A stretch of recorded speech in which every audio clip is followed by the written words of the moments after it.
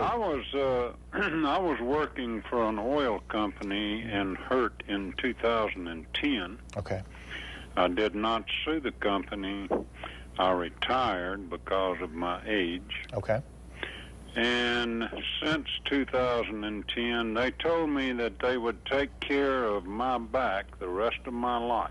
Okay.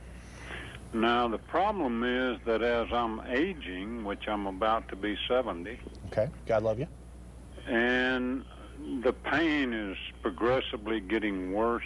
I've only called on them once a few months ago for physical therapy. They paid the bill for the physical therapy, but I am dealing with a lot of pain. I have 2 damaged discs in the lower back. Yes, sir.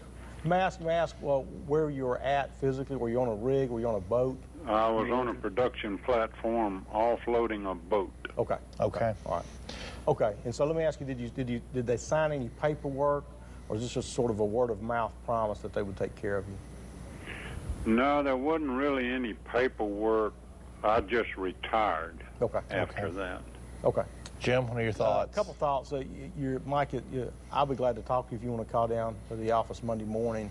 That's a peculiar situation, but it's troubling because you don't have anything in writing and you're retired. And so if you go to court, it's basically your word against theirs.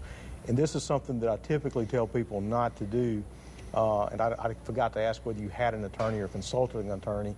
But the problem is the people on the other side of these cases typically are professional claims handlers, right, and they do it all the time. And so they know the ins and outs of what to do to save the most money.